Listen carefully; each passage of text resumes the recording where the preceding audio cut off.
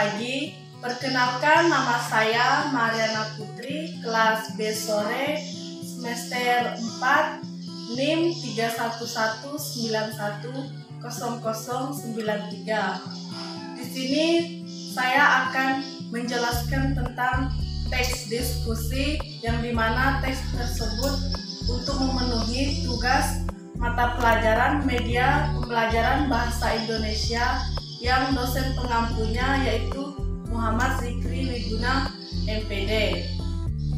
Sebelum ke pengertian tentang teks diskusi, saya di sini akan menjelaskan apa itu media pembelajaran konvensional.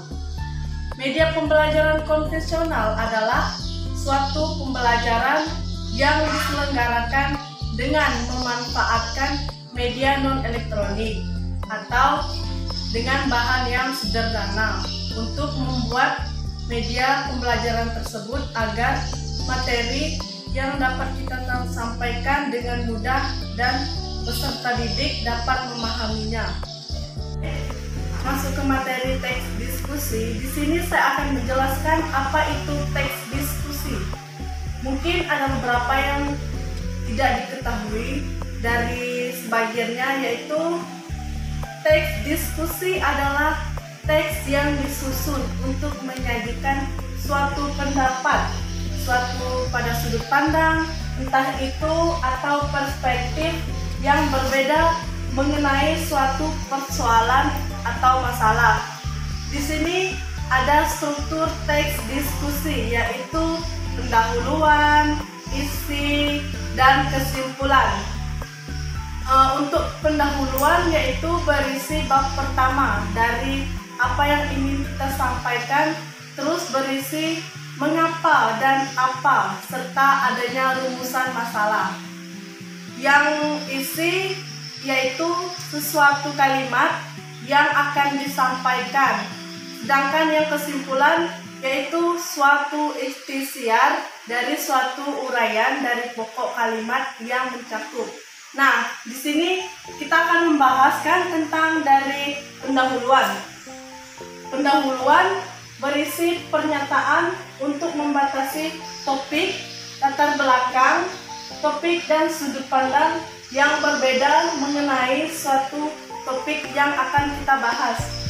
Sedangkan yang kedua, isi, yaitu berisi mengenai argumen sudut pandang yang berbeda, bahkan ada yang berlawanan. Serta yang ketiga yaitu kesimpulan. Kesimpulan berisi dari kata sudut pandang, argumen yang disajikan dalam bagian isi. Pada bagian isi juga disajikan rekomendasi dari hasil kajian dan hasil dari arah tersebut, yang dimana kesimpulan berupa dari keseluruhan dari pendahuluan, isi, serta di sini ada juga dari unsur kebahasaan teks diskusi. Yang pertama, kalimat yang menunjukkan aktualitas atau waktu sekarang, mengingatkan topik yang dibahas dalam teks ini biasanya bersifat kekinian. Maka kalimat yang muncul juga menunjukkan waktu sekarang atau waktu yang sudah terjadi. Yang kedua yaitu menggunakan kata emotif. Kata emotif adalah kata yang digunakan untuk melibatkan emosi atau pikiran, pendengaran atau pendengaran, seperti biar, mencekam, hancur, rusak, dan mengenaskan. Serta yang ketiga yaitu menggunakan bahasa evaluatif. Bahasa evaluatif digunakan untuk mengkaji argumen atau bukti pendukung, yang dimana menunjukkan opini. Opini yaitu sesuatu yang belum terjadi, dan penilaian pembuatan teks terhadap argumen atau bukti pendukung.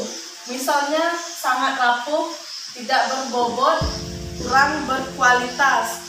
Karena kalau tidak berkualitas, maka suatu teks tersebut tidak bakalan hasilnya bagus. Dan Yang keempat yaitu menggunakan modalitas atau derajat kepastian, yaitu kata keterangan yang menyatakan sikap penulis terhadap suatu hal. Sifatnya membantu menunjukkan bahwa argumen benar dan bisa meyakinkan, serta contohnya yaitu menggunakan kata dapat, akan, mesti, dan harus. Untuk yang terakhir yaitu menggunakan konjungsi. Konjungsi adalah kata hubung yang menggabungkan dua atau lebih kalimat sehingga memiliki keterbatasan seperti dengan hal yang lainnya.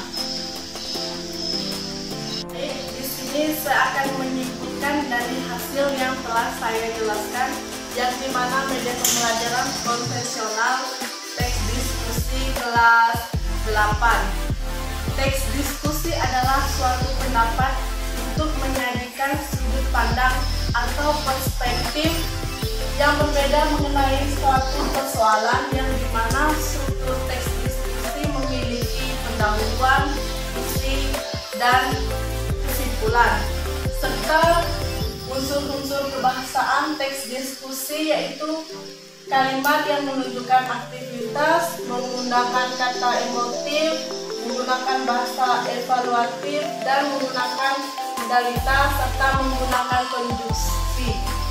Mungkin hanya itu yang dapat saya sampaikan.